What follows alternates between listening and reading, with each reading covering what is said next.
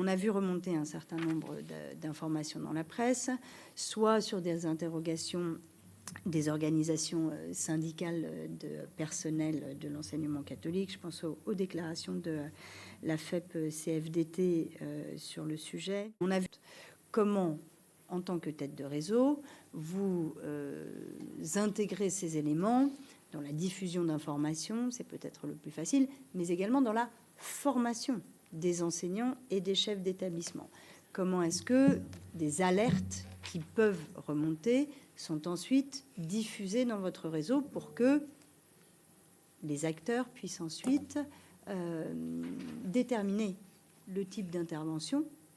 Ils en sont libres, mais en ayant connaissance de l'ensemble des éléments qui existent. Je pense que sur ces questions-là, il y a aujourd'hui certainement, peut-être plus qu'hier, une attention au collectif et à l'orientation commune et à la suivre.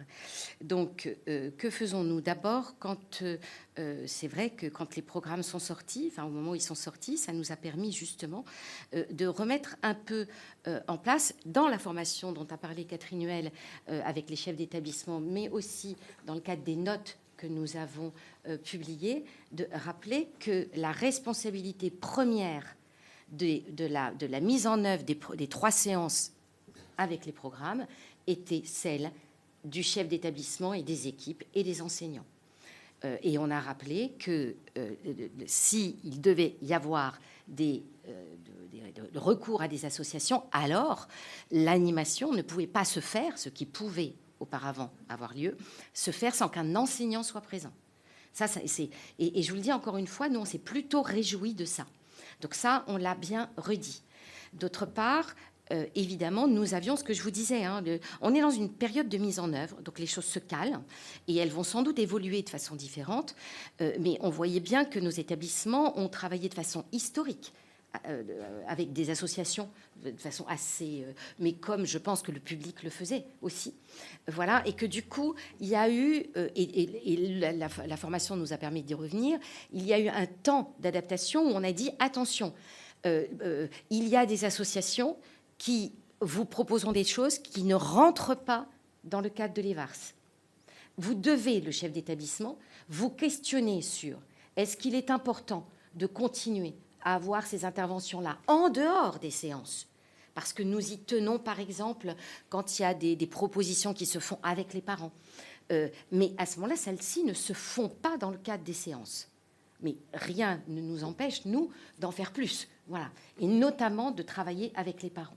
Donc ça, on l'a posé très clairement, notamment par le biais de la note, en rappelant le cadre et en disant qu'il était extrêmement important qu'on le tienne, et pas juste parce qu'on obéit. Je crois que vraiment, moi, ce qui me paraît pertinent, c'est qu'on laisse aux enseignants, en plus collectivement, voilà, la possibilité d'exercer sur des questions d'éducation comme celle-là, aussi importantes que celle-là, leurs prérogatives. Donc, on a fait ça. J'ai un de mes collaborateurs qui anime et qui forme le réseau des référents sur les questions d'éducation affective, relationnelle et sexuelle. Nous avons un référent par diocèse. Et donc, il les forme. Il a rencontré, on lui demande de rencontrer les associations, en tout cas celles qui demandent à nous rencontrer, qui sont le plus proches de nous. Et effectivement, on voit bien qu'il y a plusieurs types.